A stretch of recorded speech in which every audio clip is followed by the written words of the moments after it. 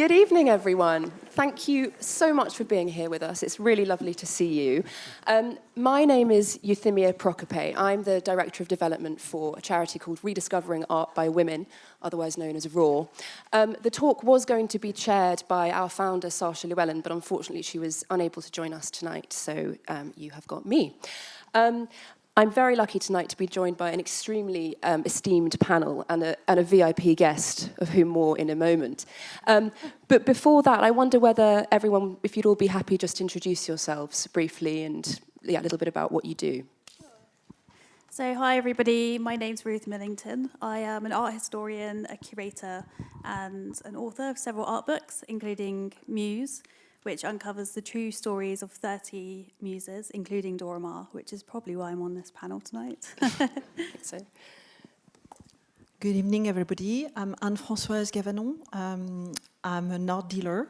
I sell works on paper by Pablo Picasso and Edward Munch.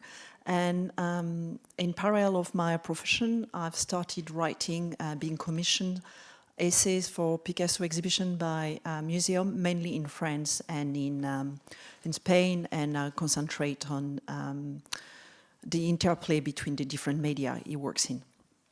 Thank you. Good evening. My name is Marcel Hansla, and I'm an artist, painter and printmaker. Now, before we go any further, there are a couple of very brief housekeeping notices. So if you'd all be kind enough not to take photos or film, that would be great. Please make sure your phones are on silent. And if there does happen to be an emergency, please follow staff instructions and leave the auditorium using the nearest available fire exit. Now, we've had introductions, thank you very much, everyone, but it's my great pleasure to introduce our VIP guest tonight. I wonder whether would you be kind enough just to... Thank you. So this is Lydia Corbett, formerly known as Sylvette David.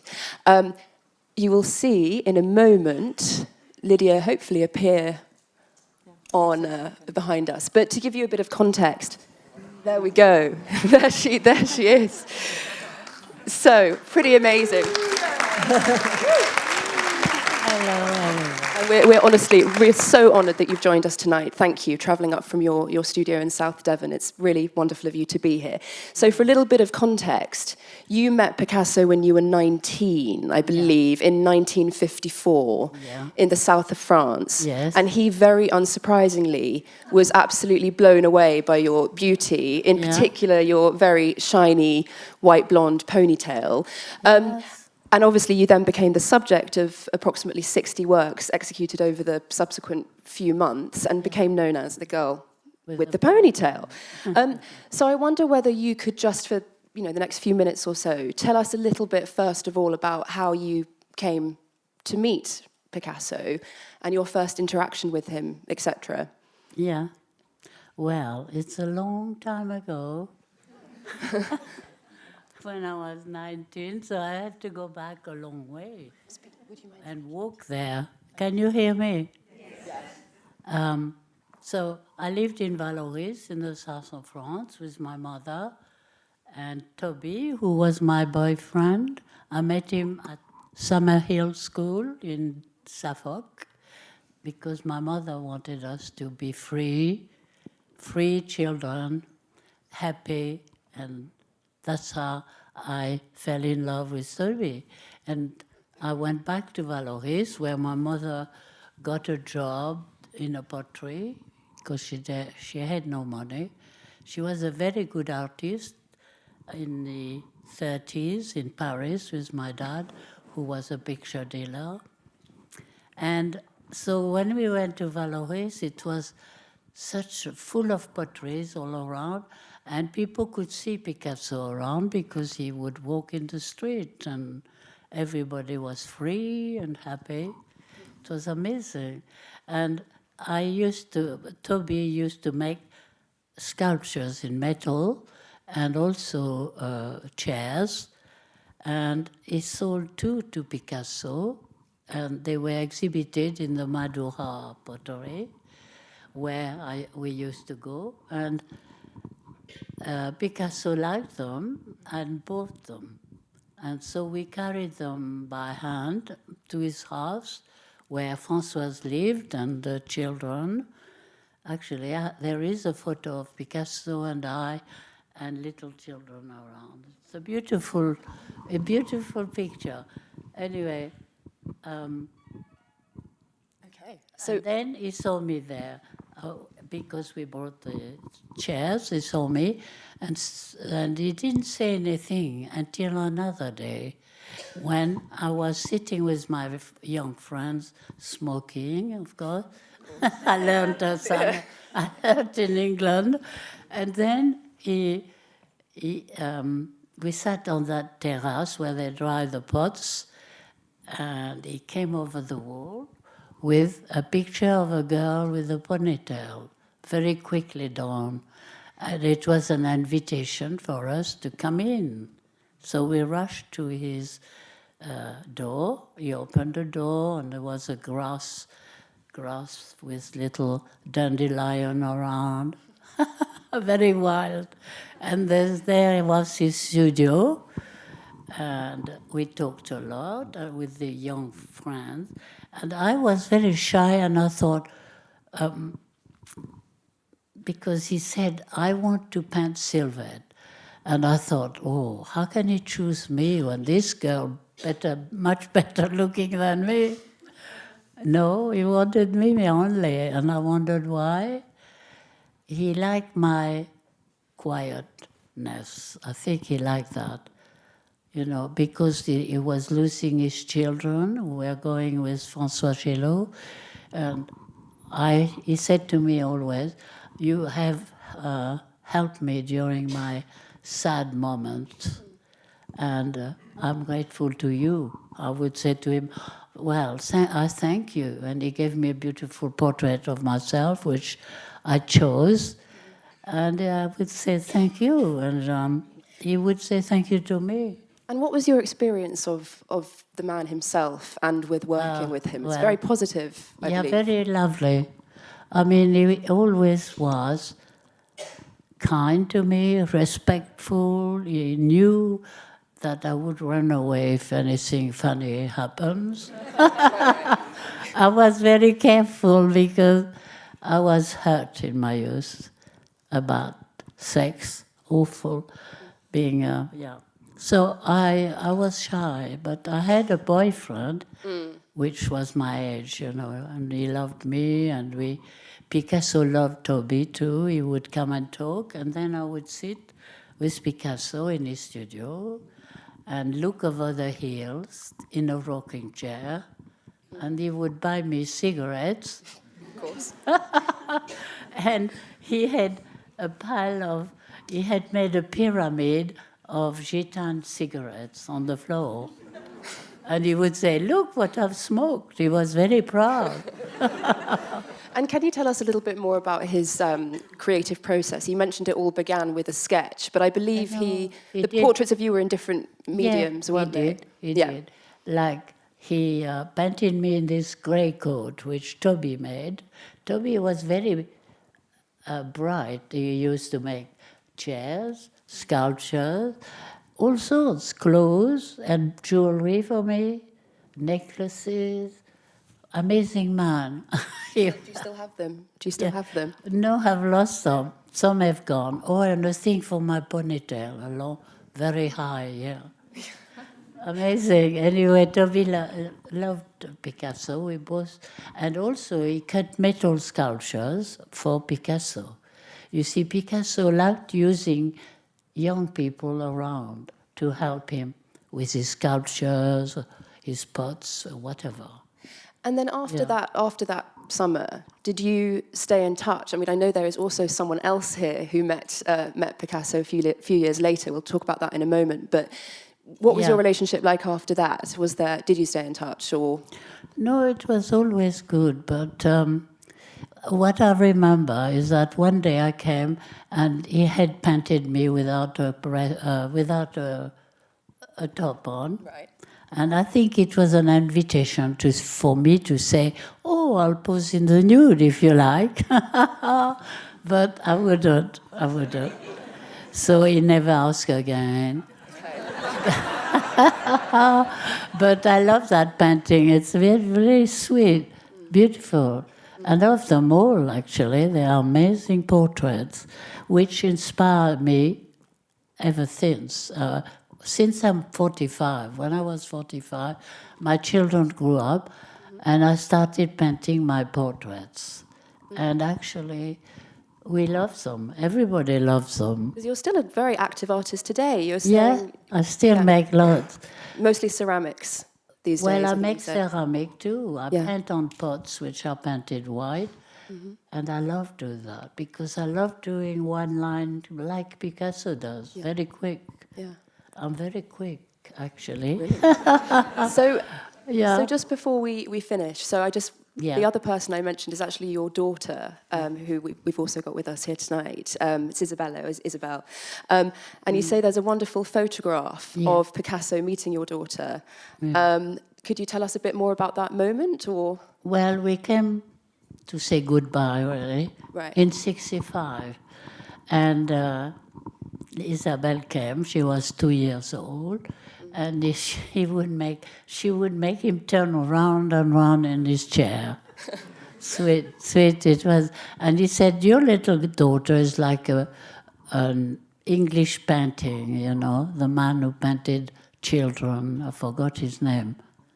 Somebody might know. No, I don't know. Wandsworth? Wait. Huh? Gainsborough? We're Gainsborough. Okay. Gainsborough. That's right. Anyway, yeah, it was a fabulous time I had with him because we didn't talk, and so there was a inner communication. No talking. No, and he took me to visit his studio, you know, upstairs. There was a little room where he jumped on the bed and thought I would jump too, but I didn't. Well, thank you so much, Lydia. I think that's probably all we've got time for from you today. But I believe you might join us on the stage for some questions and answers at the end. Thank you so much. It's Thank very you. nice. Such a pleasure. Thank you all.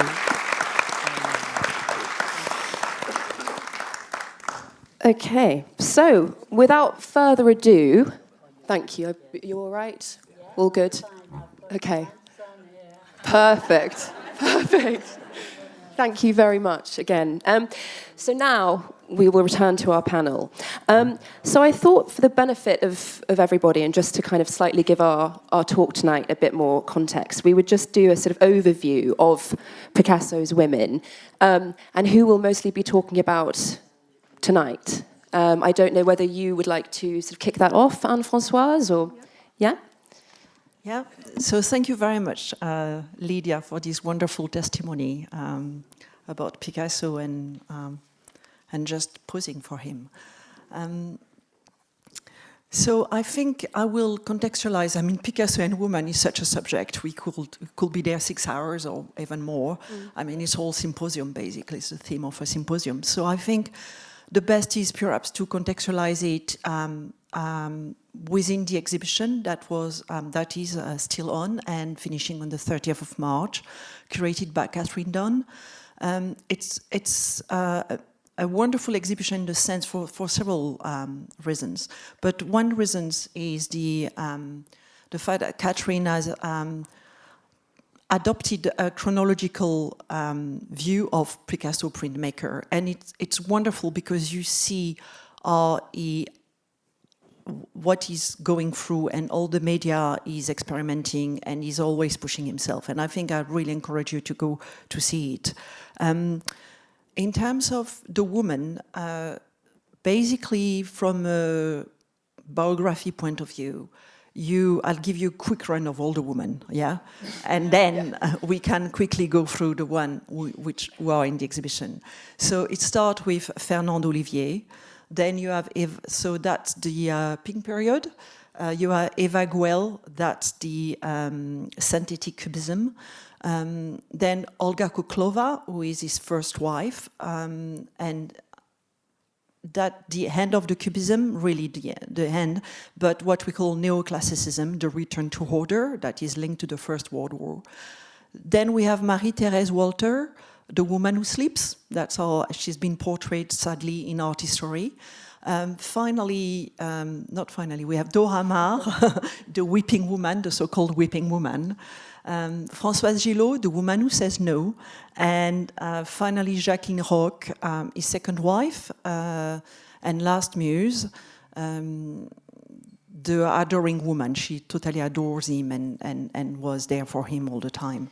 And can we quickly talk about these respective women's representation in the show? Yeah, because absolutely. I think Marie-Thérèse Walter is particularly interesting, actually, in this exhibition. This is Marie-Thérèse Walter. You can see her on the left, and you can see a Minotaur through the curtain. You can see a Minotaur sleeping. That's part of the Suite Vola, which was a feast in terms of printmaking. It's 100 prints. What is really, really beautiful with this print is the curtain, because the curtain is semi-opaque, and you have a mystery that it creates a complete mystery. And the Minotaur has been associated with the alter ego of Picasso, although Françoise Gillot will say, absolutely not. His alter ego was a bull with a man's head, different. So what is really nice, it's an interesting distinction. In the Suite Vola, what is well known about Suite Vola is the representation of Marie-Thérèse, and she's mainly represented as being this submissive sleeping woman that you see her as well.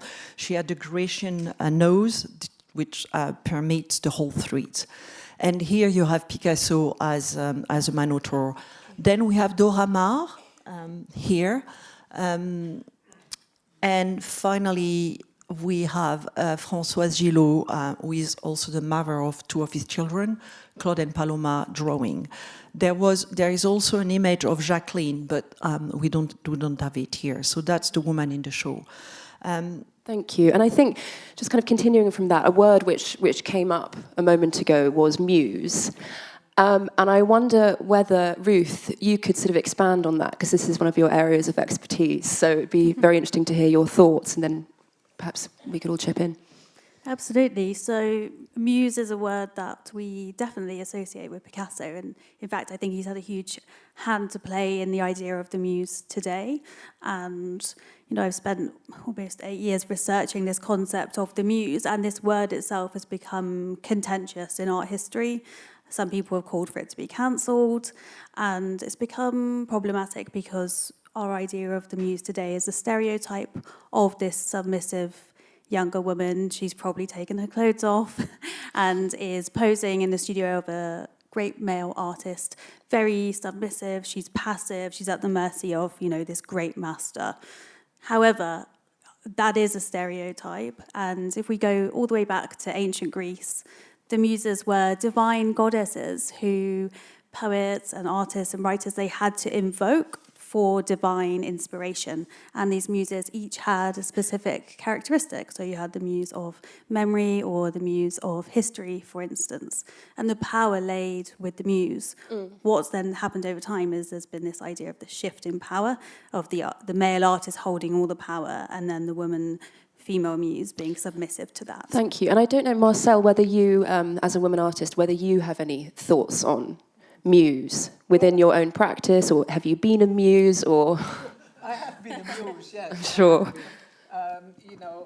And at that time I thought it was a great honor. At that time I thought it was a great honor because this was also in the 60s, and although it was... we were all liberated. I thought the men actually had secretly the last laugh because, we were liberated, but we still didn't know that they held all the power. But what I find interesting, I think the concept of muse is really also something of a very patriarchal kind of thinking, and more of art historians to make muses into a passive kind of concept. Because I think essentially, like you sort of refer to the old concept of muses where they're goddesses, is that the muse is an active kind of ingredient, or ingredients maybe, but, an active kind of entity. Catalyst. Yes, a catalyst to sort of like, awaken a kind of idea. And I think, I also have had muses in my life. often even unbeknownst to the person who has been a muse. So yes, I think the fault is really... Would you mind describing one of them? No, I don't want to. Okay, fair enough. No, fair enough. No. I think there is Because something... they might lose their power. That's why Yeah, I understand. I understand. I think there is something to say about that, what Ruth said about the historiography of Picasso.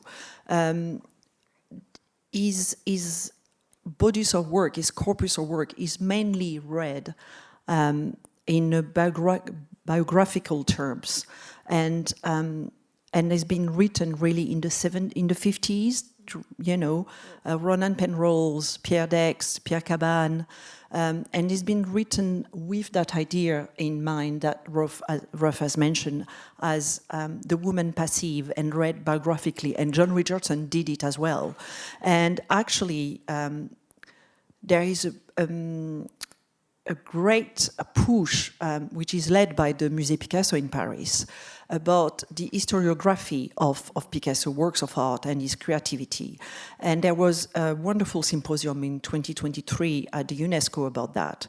And the idea that all these women I mentioned earlier were not passive.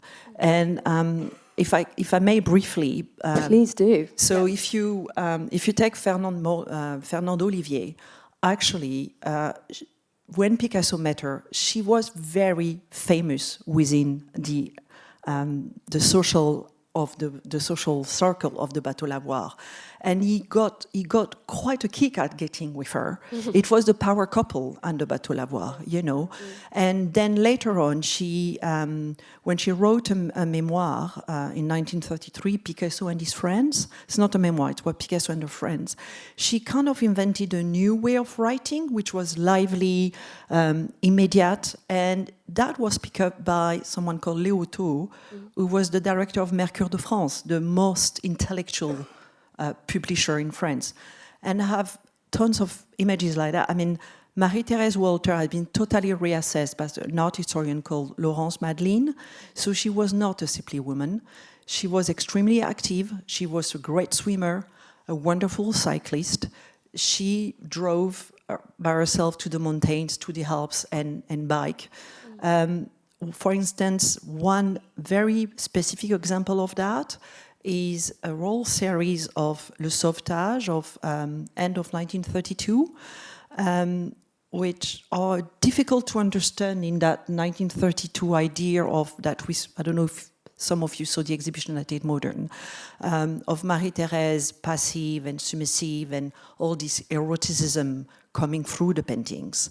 And then suddenly, gosh, you have those theme of woman saving another woman from drawing. And so it was much easier for all these male art historians to say it was Picasso fearing despair because Marie-Thérèse had swum in the Marne and she was sick. Actually, yes, that's true, that happened, but that was 1934. But you made an interesting point as well, that when she met Picasso, she was only 17. Yeah. And you said that you heard an interview with her, I believe it was in the 70s, recorded in the 70s. Yeah. And she still maintained a kind of quite a deep sadness, effectively. And you thought that maybe she'd been crystallized at that kind of age. I don't know whether you want to kind of... Yeah, no, absolutely. I think you're right, yeah. yes. It is, when you listen to the interview, it's a radio interview, it's very sad. Because it is as if she's been put under a glass cover. You know, she's been protected all her life. Money-wise, she had no problem. I can give you some example. I don't know if I have them here. Yes. So in 1951, Picasso was giving her approximately £4,500 a month.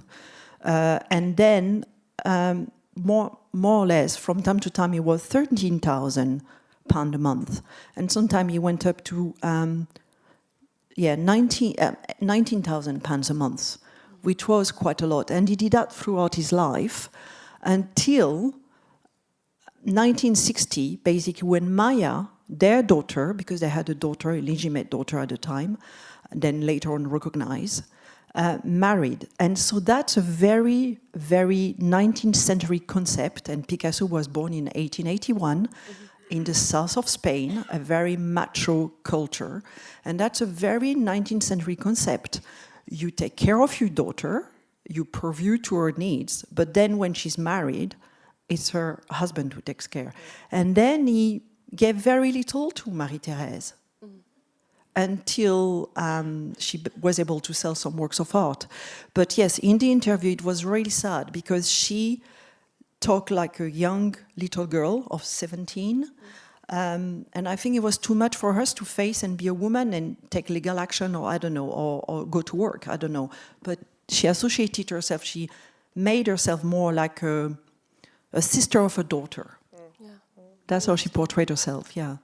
So we've talked about Fernande, we've talked obviously now about Marie-Thérèse. Is there anybody else you feel of note, I mean, in this context? I think you can talk about Dora Maar, perhaps, yeah? Yeah. Sure. Yeah, so I'm happy to speak about Dora Maar, having dedicated a chapter to her in my book. Dora Maar, when Picasso and her met in 1930s Paris, she was really a rising star of surrealism. She had her own studio as a photographer, working with big fashion brands, doing shoots for magazines. She was also really socially committed and was going into poorer neighborhoods and taking these black and white photographs of children, people on the streets. And she was so active as an artist, and her and Picasso formed this really creative collaboration in the studio in her darkroom, and she introduced him to photography, and I think you can see that in some of his works. So Guernica, for instance, is in black and white, and at the top of the painting you have that light bulb, which for me, I read that as the influence of Dora Maar. Isn't Dora Maar rumoured to have actually helped with Guernica? Yes. My understanding is that she helped paint she did, sections. yes. She helped painting the horse. Yeah. Star of the show. Okay, thank you very much. So I think we've sort of covered the subject of the muse, and it's really interesting, Anne-Françoise, what you were saying about Picasso essentially being a man of the 19th century, and raised in this very hot-blooded climate of Malaga, southern Spain, Andalusia. I'm going to raise a somewhat thorny subject here, and that is the subject of misogyny, which is something of which Picasso has been continuously accused. I know even within this panel we have differing views on that. But Anne-Françoise, I know it's something you feel particularly passionate about, so would you be willing to expand on that? Yeah, absolutely. I don't think so Picasso was a misogynist. That he was cruel, absolutely. But he was cruel with people who was closest to him. That he was a man of the 19th century, absolutely, with a kind of machism and very, kind of views about women. However, he was very smart, and if we take Dora Maar and Marie-Thérèse, they were born 2 years apart, only. But I think he absolutely respected Dora Maar, and then he met Françoise Gillot, and the difference, I think, really come from the fact, from their background, their family background. Marie-Thérèse came from a very popular family, and also the financial independence. If you take Dora Maar and Françoise Gillot, Dora Maar set up her photographic studio in 1931 and was very, very successful.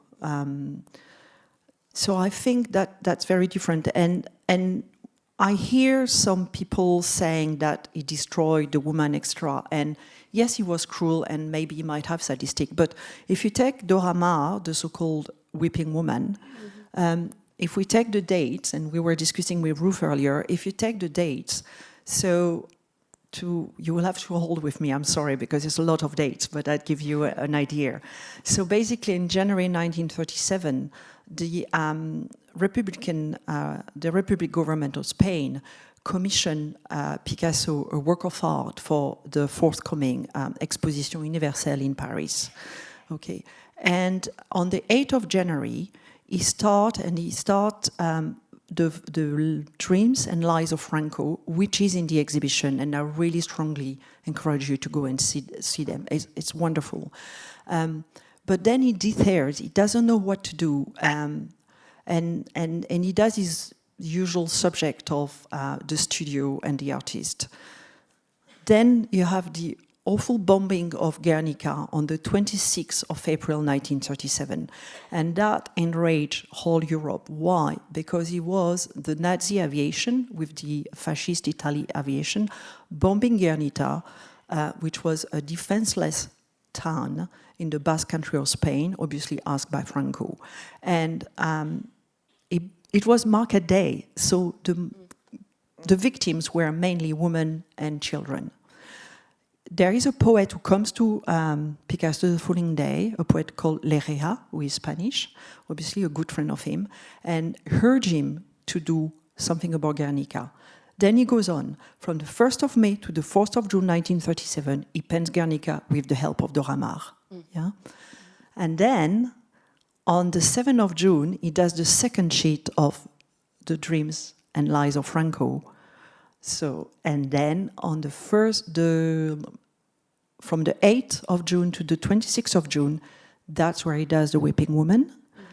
And you can see you have 9 drawings and 4 paintings. The same composition, a woman seen from profile, with black tears running down and spiky tears, you know, that really scratch your cheeks and your eyes. Then the 1st of July, he does again a Weeping Woman in etching, a large one, which is one of the most sought after etching by Picasso. And then on the 4th of July, he does 3 other small Weeping Women. Yeah? And then, I mean, it was at the height of their passion with Dora Maar, and then she came associated with the Weeping Woman. But no, the Weeping Woman was actually a secular Mater Dolorosa for Picasso, crying for women and children who are usually the first victim of war. And you have 2 anecdotes with that. For the Black Tears, the 3rd and 6th of May 1937, he received a letter from his mother from Barcelona when they were fighting between the Franco and the Republican Republic, door-to-door fighting, kind of guerrilla fighting. And she wrote, "There is so much smoke and fire that I'm crying black tears." And there was also with Picasso, he had a beautiful, not beautiful, sorry, but he was very attached to a small sculpture that his father had changed, in a sense, had worked over.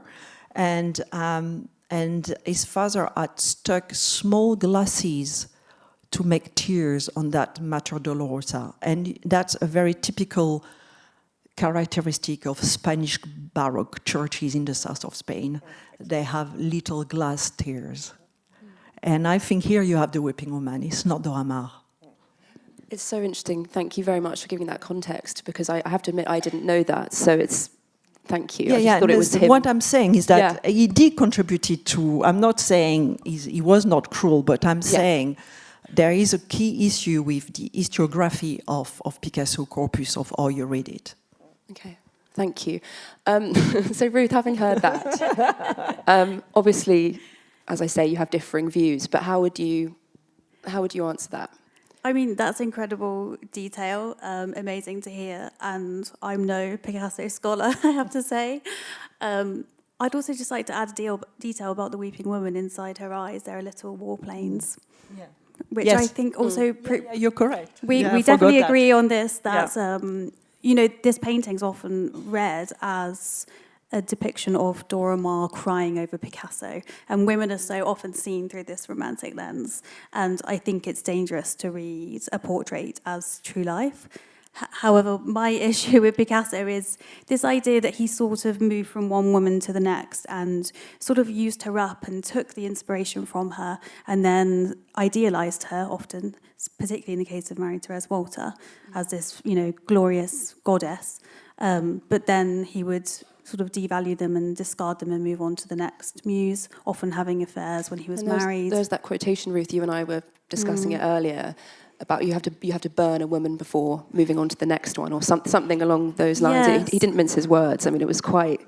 I think some of the quotes, particularly in François Gillot's autobiography about Picasso, are quite shocking. And yes, he also described women as goddesses or doormats, which, you know, today we live obviously in a different context, but particularly after Me Too, I think that sort of, those sort of words, that language would be viewed as misogynistic.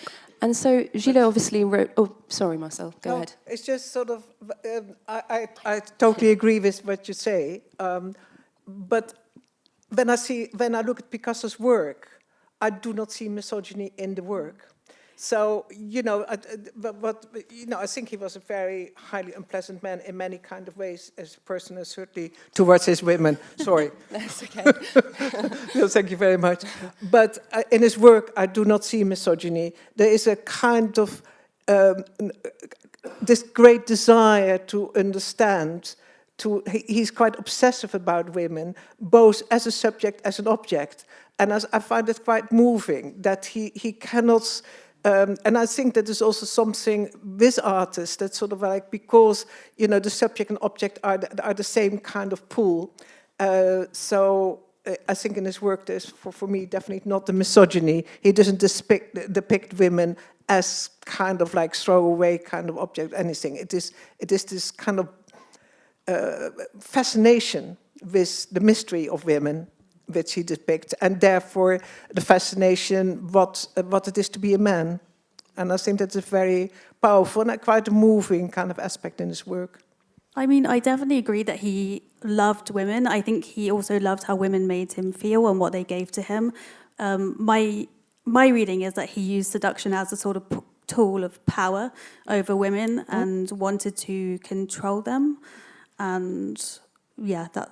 I don't think that was helpful. I can see Anne-Françoise is thinking No, it's just that I think he was, you know, he was quite cruel to the people closest to him. I mean, that to me was not misogyny in the sense that he had no hatred of women. He loved women, I think, actually.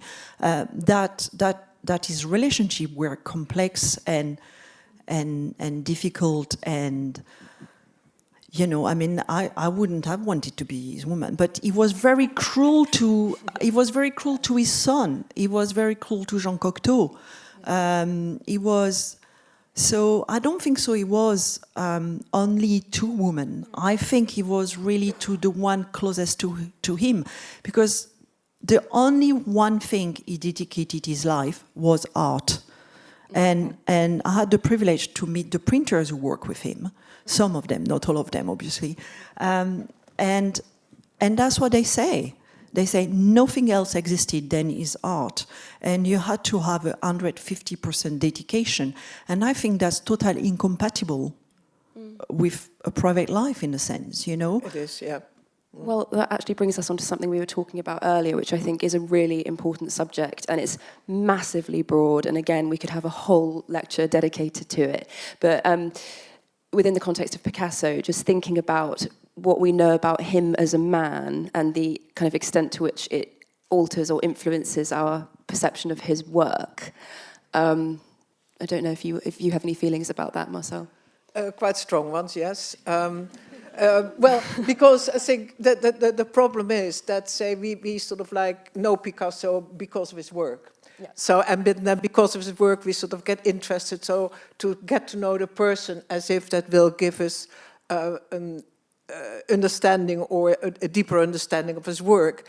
Now, a lot of very great artists have been real nasty people. Mm-hmm. You know, I mean, Caravaggio was a murderer, Rembrandt was not a very nice man, you know, towards his women, Degas, you know, many have not been particular, you know, fantastic people.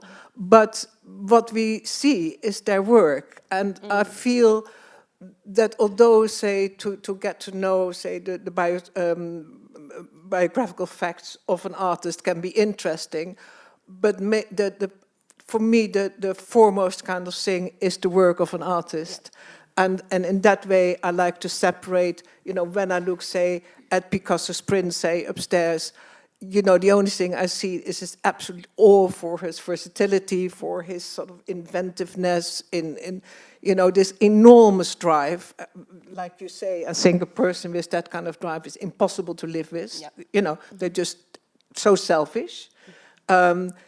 But you know, yeah, you can't be both in a way. You know, everything has to sort of like, you know, be flattened because of it. Do you think that in a way he's also a victim of his own popularity? I mean, because he's such a phenomenon. I mean, if perhaps, yeah, there's more conversation about him as a man because his work has such prominence, and you could obviously argue that that's not fair, which you have been. And he was quite sort of like, you know, a famous person. He's a famous, you know, he was a, you know, like the Kardashians. You know, people knew everything about him. Well, he had definitely, sort of he like had a great fame entourage and all by the that. end of his life. Yeah, absolutely. You know, No, but he's you know, it goes along. If you look at sociological analysis, after the Second World War, you have what come up as the glamour.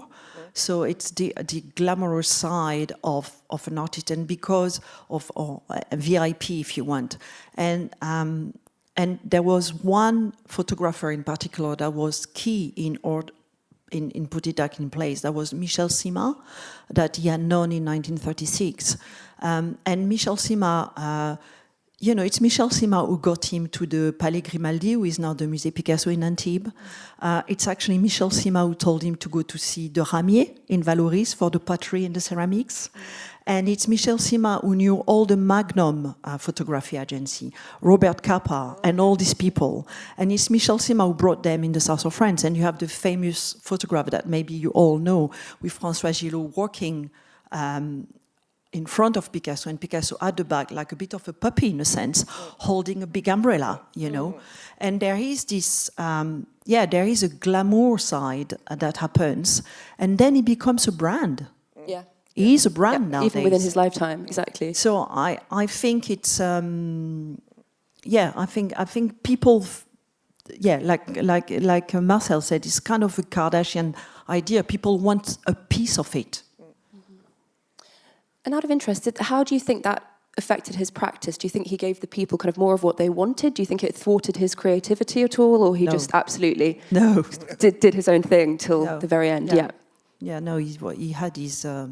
I think what Ruth mentioned about the fact that it was very interesting, and I would like to come back on that, about the fact that maybe he took from the woman. Matisse said it. You know, Matisse, before a visit of Picasso, Matisse said to his assistant, please hide that away because I don't know what he's going to do with it.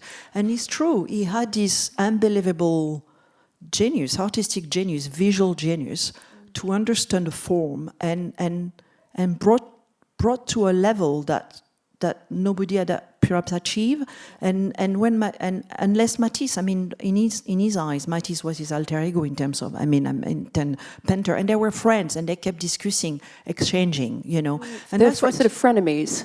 No, I would say more. That's no, I mean, as I understand it, but perhaps, yeah. No, you know. I mean, if you listen to Françoise Gillot, she doesn't say that, and I think that's why he likes with Françoise Gillot and Dora Maar was the discussion, because these women as artists, I don't think so.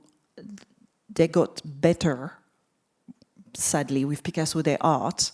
But he did, you know, and Françoise Gillot said it. She said it several times. What was with Picasso and I was we saw eye to eye for the art. We liked the same art, and we discussed.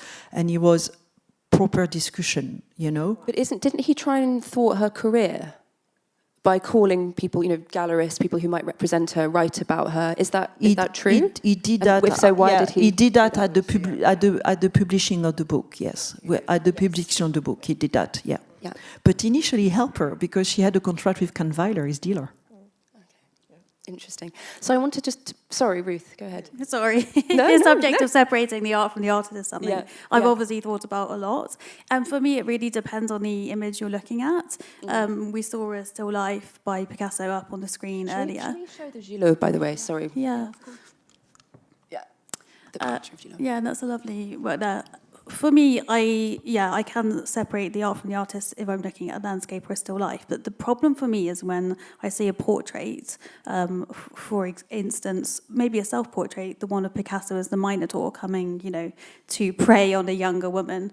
Or I used to work in an art dealer's and we sold a Picasso portrait and it had two heads to it. It was a cubist portrait, really beautiful, and the heads were of two different women, Dora Maar and Marie-Thérèse Walter. And that's when I began to realise actually Picasso did infuse his art with his life, and he spoke about that. He said painting for him was like a diary. So for me, I find it difficult to completely separate the two out, and that is an approach I would take. But even within that, can we please go back to the suite Vola? Thank you. You were saying, Anne-Françoise, that you have an interpretation of it which differs very much from, say, your son's interpretation, just as an example. So, I mean, I don't know if you want to... Yeah, I think it's what I was talking about, contextualization. So he was born in the 19th century, and he passed away in 1973. And then in between you have the women's right, you have the wars that change society. So this particular print, I absolutely love it myself. I find it very powerful. The Minotaur takes 3/4 of the space. So the Minotaur is very present in terms of space. And then there is the contrast of shadow and light with the etching in the upper left corner. And to me, Marie-Thérèse is sleeping very peacefully, and it could be a morning, it could be after making love. But when we went through the Picasso show with my son saw rape in there, and my son is 16. So I guess it's a different understanding of when you brought up and how you see things as well. And out of interest, how would you interpret the other work we have the slide of? Would you mind read also from Suite Vollard? So that one, you can see Picasso in his Minotaur form is kind of lurking behind this very... He's sleeping. He's sleeping. Okay. He's sleeping. Yes. So to me, it's Marie-Thérèse being a Vestal. Yeah. Can we go back to the other one? Yes, the previous one. Yes, Marcel, please. Yeah. Now, because I want to sort of say something which I think most people might actually know, but that print, I think, is based on an etching by Rembrandt, which actually is in this museum collection, an absolutely wonderful etching of a Pan kind of figure. Huh? I think it's the over one, the fawn unveiling the woman. No, the fawn sort of like looking, he's sort of lifting the sheet and the woman is sleeping, but she hasn't got her eyes totally closed. You don't know whether she's actually quite pleased to be looked at, sort of like she's tempting, but she's like, sort of like, but just wait what's going to happen. And personally, I find it was quite interesting because we have been discussing this print also between us. Yeah. I find this print very, very moving because I think there's also something tragedy in this enormous kind of top-heavy bullhead of a man being sort of caught in his own kind of this real animal nature, and not really sort of knowing how to say, become soft enough for the woman kind of thing. So there's a certain tragedy of being caught in what he is. And so I find it quite interesting that, say, your son, for instance, sees rape and I see something else and everybody sees something else. And I find sort of like from, a great artist that, say, the work has different possibilities, not just on the character of the viewer, but also, you can each time have different associations with the work. And again, I think that is really, if an artist can bring that about. So when you produce your own work, are you very open to listening to different people's interpretations? Yeah. Is that exciting and interesting for you? You want Absolutely. to... Yeah. Yeah. And I actually did sort of like a series of street prints after this one myself, of the I wish we had slides of them. Sadly, we don't. Sleep Well, My Beauty, which is actually a title of Raymond Chandler, Sleep Well, My Pretty. And sort of like the Minotaur is actually replaced by a kind of Mexican kind of guy with sort of spurs on and a hat and a long braid, you know, but again, sort of like the voyeuristic kind of woman. So it is, I think it is a very rich kind of subject matter. The voyeur and the half-knowing kind of passivity of the woman. But yeah. Thank you. So I wanted to talk a little bit more about how Picasso's women are perceived today, and I thought a really interesting example would be Françoise Gillot, who obviously, I mean, is gathering so much acclaim, I would say, even over the past couple of years. Her name is becoming more familiar to many, her works are becoming very sought after at auction, etc.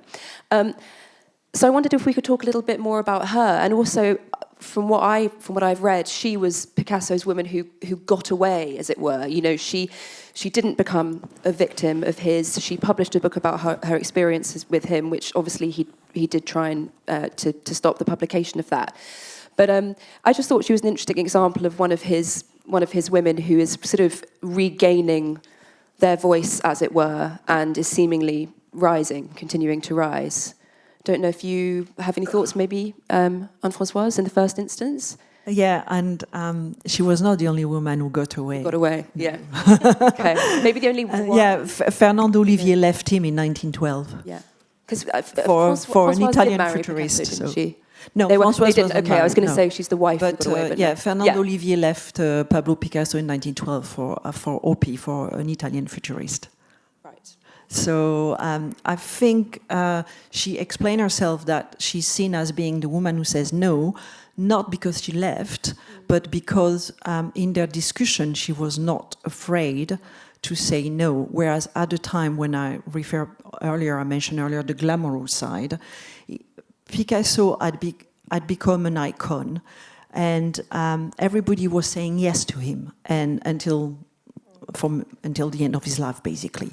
And so when they discussed art, she was saying no. And one day, Claude, their son, said no, and he said in front of everybody, "Oh, you say no. You're the mother. You're the son of the woman who says no." So I think it comes from that, and not the fact that she said no to him. Okay. Yeah, but yes, apart from that anecdote, the thing is, Françoise was a very smart woman. Very independent. She brought up. She came from a very high for a very highly intellectual family, and she had a father who brought up her to be very independent. He wanted her to be a lawyer. She got against his wishes. At the end, he finally admitted she will be an artist. And when Picasso met her, I think you can concur on that, she was an up-and-coming artist. She was part of Réalité Nouvelle. She was as well known as Nicolas de Staël. So she was not a noix blanche, as we say in French. And so that she really had a personality. And she was born in 1929.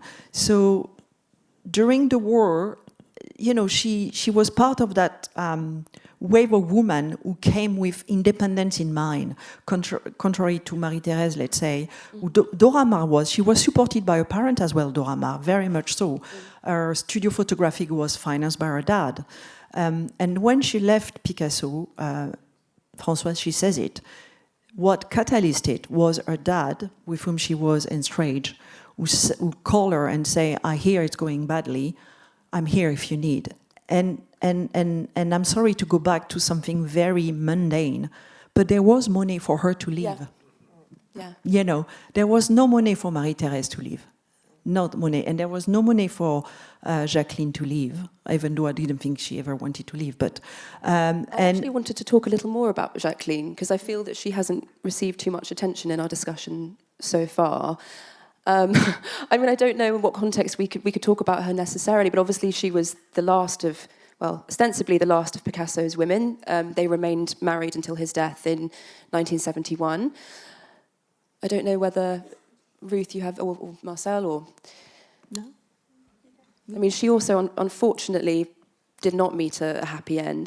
And from my research, I think she was very, very gravely affected by Picasso's death, and apparently spoke to photographs of him for many, many years after he died. And then she is, again, this could just be, rumour, but she took her own life using Picasso's gun, which obviously is a very poetic image. I don't know if that part is necessarily true, but... Go ahead. No. I think a lot of, like you say, a lot of Picasso's women were very strong, independent, well-formed women already, and as artists. My impression, you are much more knowledgeable on this, that Jacqueline was not an artist, and she was much more a submissive and adoring kind of person, and so and Picasso was already quite old, so by then. It was like a kind of, that's what all he wanted, really. When I think before, he really liked the challenge of women who would make him stand on his toes, kind of thing.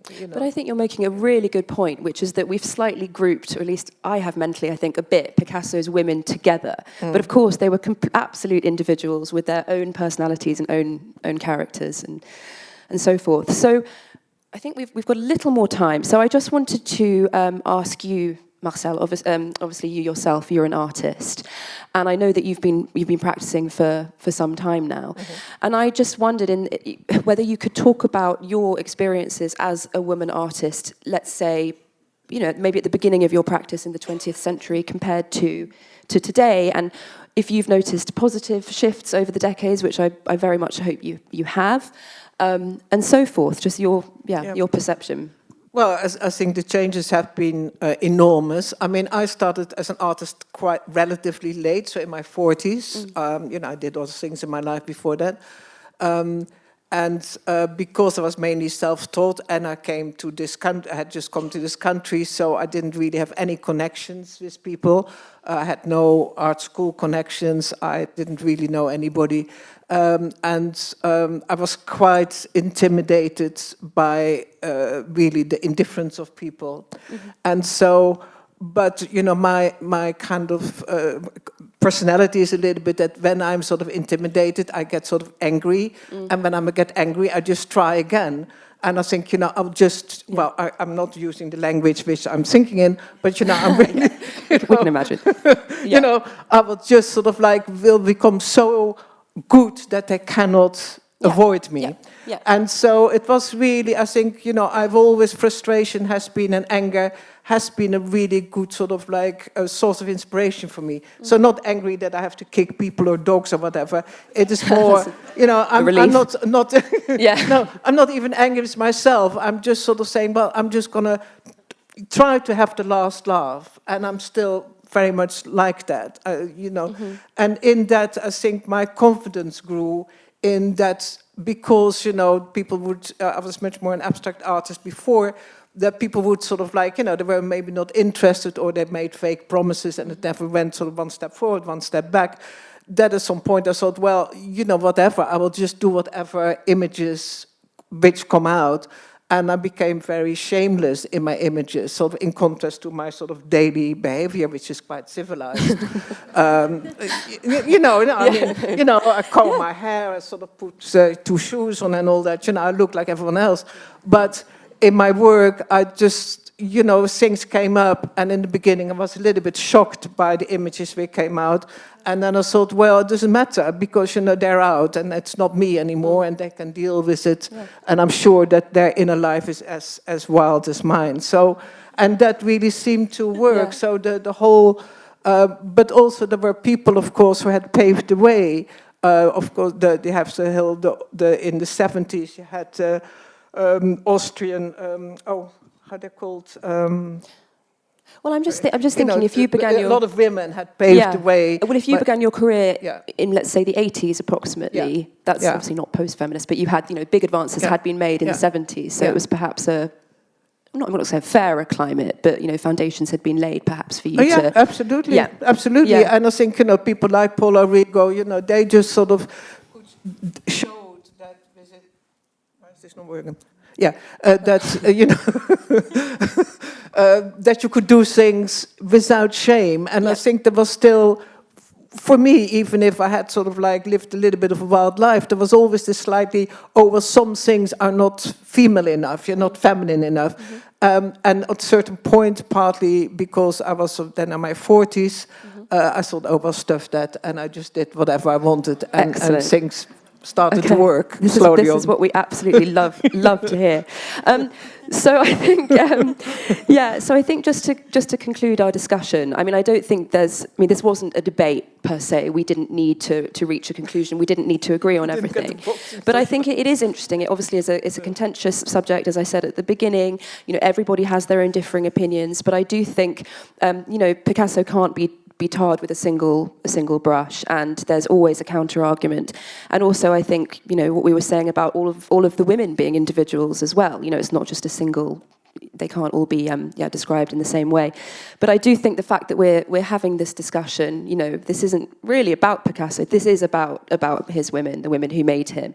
And I think that hopefully that is emblematic of how perspectives are shifting and discussions are going in a slightly different direction.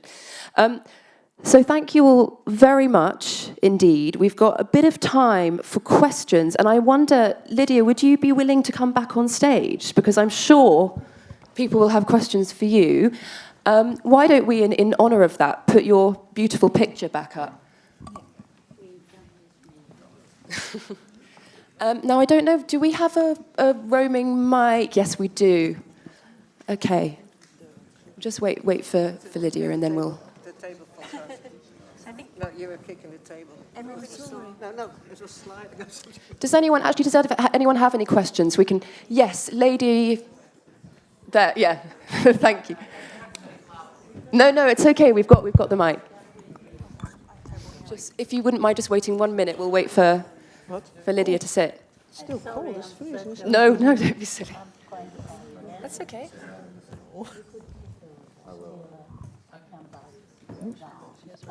Okay, go for it. Thank you. Okay, so this question is for Lydia, and I'm wondering if she still has her painting. Lydia? There were 60 paintings of her, is that correct? The lady was asking whether you still have any of the works of the 60 or so that Picasso did of you during that summer, whether you still have any. Only a book called Verve, a book full of his models and the women and the men, old and young, all in the nudes. It's an interesting book. It was made like in the 50s. Actually, it was Picasso who gave it to me, and Jacqueline brought it to my house to say thank you for sitting for me. And Jacqueline was really sweet and kind. I love them both. And I feel sad to hear so many bad stories, really sad. Because I try to be a happy person. And when you get old, you get nearer to God. And I bet Picasso, when he met me, it was a bit like that. Yeah. Very spiritual and happy. He forgot about everything. And I did too. I just dreamt along. I had no idea what I was going to do. And actually, he opened doors for me all my life. So I have been able to talk in schools, in colleges, and exhibit myself in Devon. And then I got a gallery in Franciscan Gallery in London. And now I have continued exhibiting here and there. And I think Picasso, I can't thank him enough because he transformed my life. So no physical works in your possession, but a huge amount, to thank him for. And again, thank you for your first-hand perspective. It's so incredibly special. Well, it really is. I mean, I hope we haven't been too negative. I love art. Yeah. And I love to hear about Picasso's life. Yeah. But there are some very sad bits. Of course. Thank you, Lydia. We'll move on if that's okay. Does Yeah. anybody else have any questions? Yes, lady sort of in front of me. Oh, yeah. Who's that? She's there, she's waving. I can't hear. That's okay, she's not. Thank you all very much. I am especially grateful to Françoise for talking about context and viewing work that is not part of our perspectives. I don't know if that's the right word, but I think it's very important to look at things in context. And also, Marcel, I applaud you. You're an absolute fearless inspiration. Thank you. Thank you. Thank you. Here, here. Yeah, thank you very much. Thank you. Well, that was less a question than a wonderful feedback. Hugely appreciated. Thank you. Anybody else? Yes, gentleman in the front row. I wonder whether it might be easier if I just hand you my mic. Mm-hmm. Hi, Lydia. I was just going to ask you about it's Lawrence. And I was just going to ask you, Lydia, about your the sculpture Picasso did of you in New York. Yeah. How that came about. Well, that And when came he started. about because Picasso did some folded metal sculptures because of Toby, who was cutting metal, and Picasso used people around him. And so the first one made by Toby went to New York in the 65. It was built, and I've never been there. I wish I could before I die. I've seen it, and it's huge. It's huge. It's beautiful. I know it surprised me that I'm the only woman of Picasso.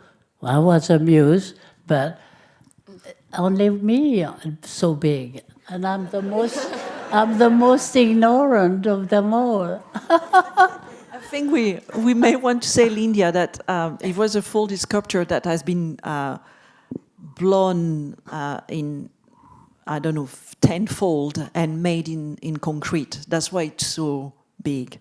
Yeah, but there's no other ladies of Picasso. Don't so big. You're absolutely correct. I know. I don't know why. Absolutely correct. I think it must be God's will. Thank you. Thank you so much. I'll grab that Thank back you if I very much, may. everybody. Any other questions? I love it. Now is your I am moment. very Yes, grateful. gentleman again in the front. Thank you. Picasso was very generous and very kind, as well as being very cruel.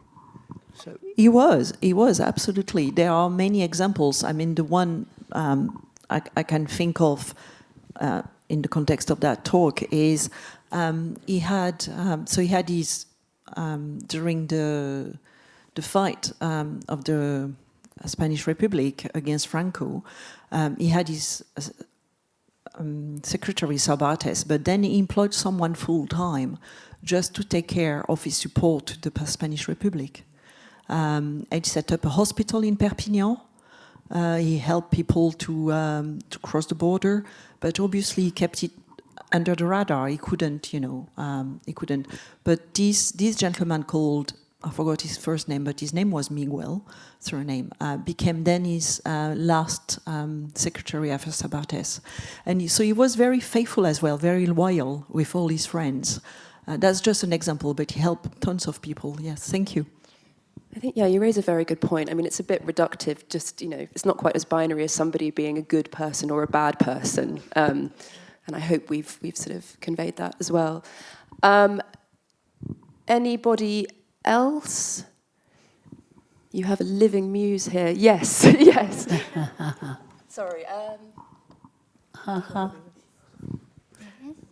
Thank you.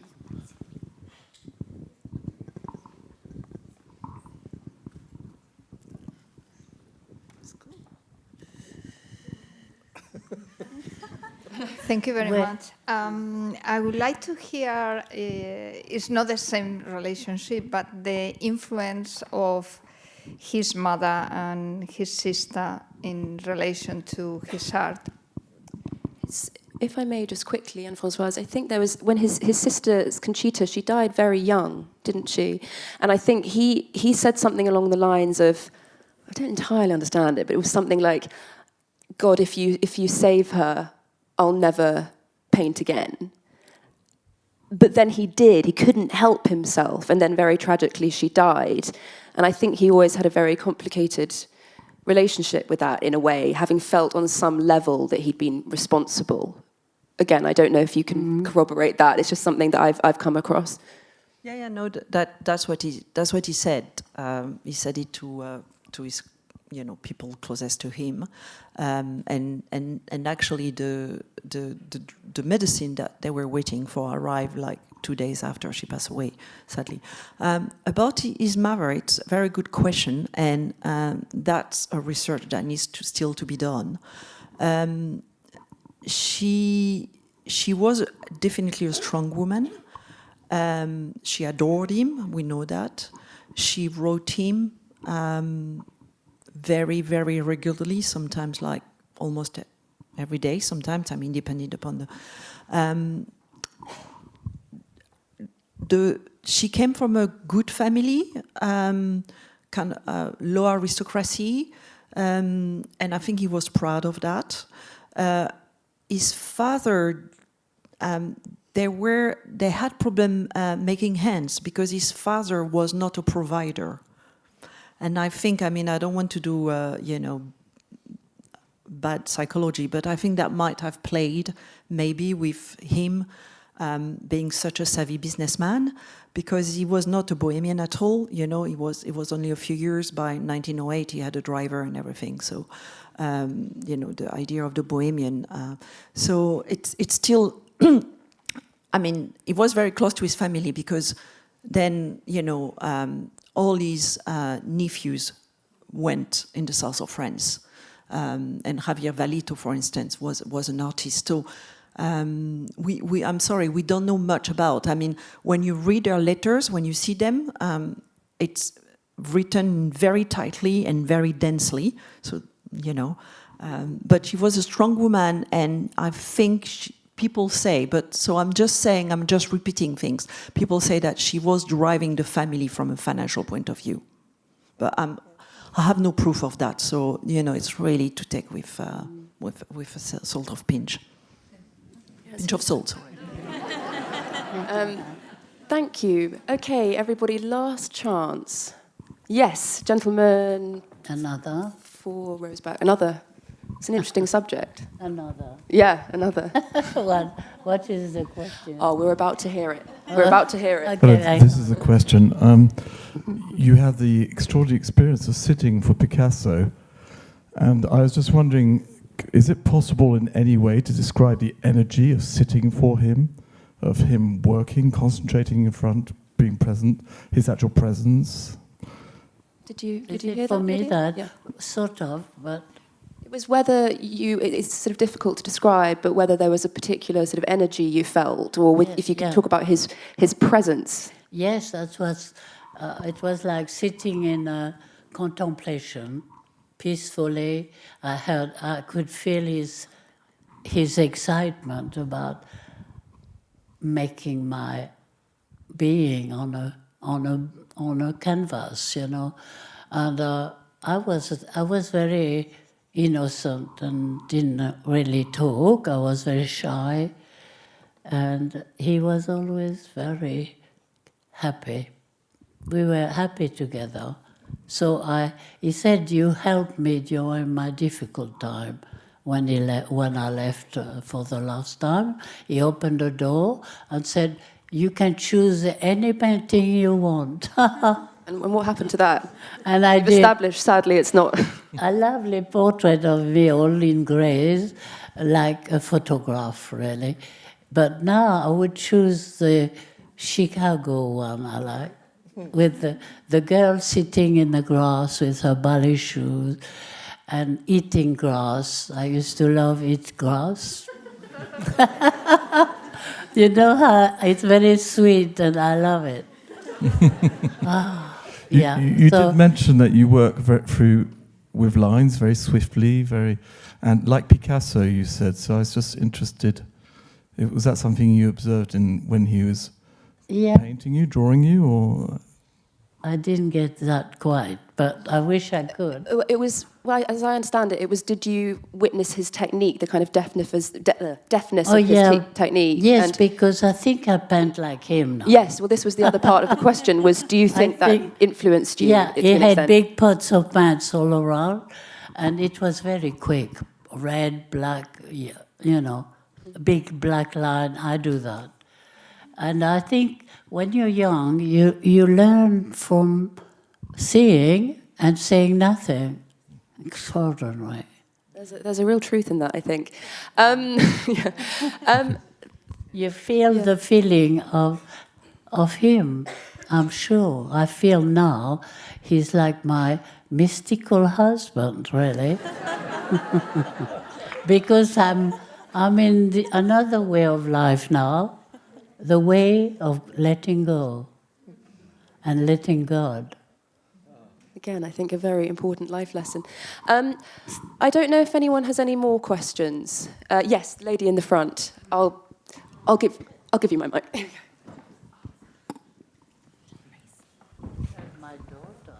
Hello, Lydia. I was going to ask you, there was a photograph of the woman with the key, of the sculpture.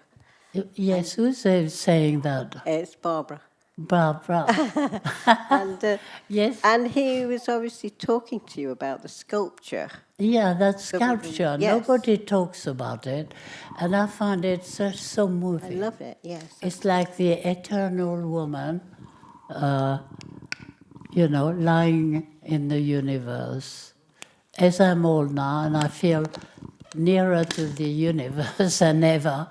But yeah, this is amazing, the sculpture. It's made of the kiln, pieces of kiln. The arms are made of long pipes. A brick on the head, and I used to find it very ugly. Does that answer your question, or? Yes, I just wondered in the I love photograph, it now. He seemed to be talking to you in the photograph about the woman with the key. Yeah. And I just wonder what he might be saying to you at that time. That's really true, Barbara. I really love that statue. It's like the eternal woman. And as I was saying, it's funny that there are two huge sculptures of Sylvette, and no women, no other women. What do you think of that? I think it's an amazing legacy. Yes, there's a lady. Yes, you've got your mic. Hello. Do you see Dora Maar as a victim? Yes. I find that she must have been unhappy inside herself, you know. Do you mind if I don't know, Anne-Françoise? Oh, sorry. No, your perspective is very, very interesting. I just wonder whether... No, maybe it was you to answer. No, not me. I think it's Anne-Françoise, but anyone. No, I think what Lydia says is true. I think she might have been somehow siding inside herself, or I don't know, because yes, there was a cruel game played by Picasso, definitely. However, Dora Maar was the égérie, the muse and the mistress of Georges Bataille. And I don't know who knows Georges Bataille here. He was one of the leading surrealists. But he was very well known as a debauched man, even by his surrealist male friends, who were not shy with sex. And he was a strange personage, and I believe he might also have damaged her, because he used to be in a seminary, and then from that extreme of seminary he went to extreme of brothel, and he was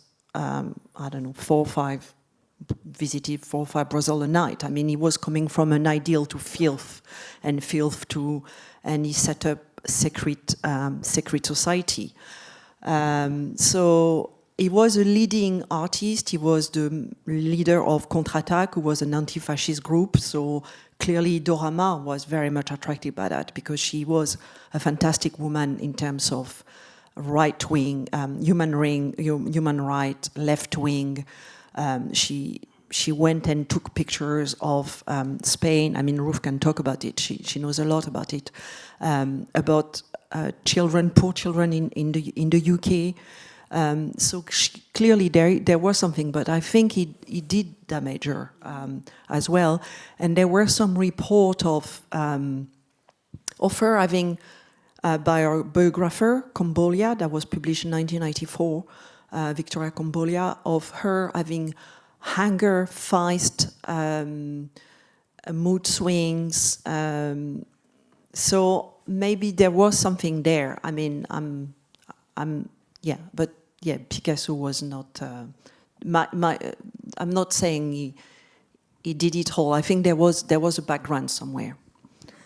Ruth, do you have anything to add? I'd just also like to add that for me, with Dora Maar and Picasso, a great shame was that I think her career was sort of the victim of Picasso, because she moved away from photography and started doing painting. But, that amazing career, she was just, her star was rising so high in Paris, and that all sort of came crashing down because she gave so much energy to Picasso.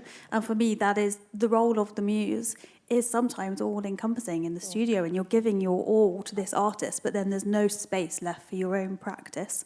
And that's what I see her as a victim of. Yeah, I mean, I'm just going to be the devil's advocate, sorry, Ruth. She first trained under Lot. She first trained as a painter with her great friend Jacqueline Lambda, who was André Breton's wife, and with Cartier-Bresson. Initially, Cartier-Bresson trained with Lot as a painter, and the photographer of that time, when I read, and you correct me if I'm wrong, but because I'm not so good about photography, but the photographer of that time still share that view that photography was a minor art, and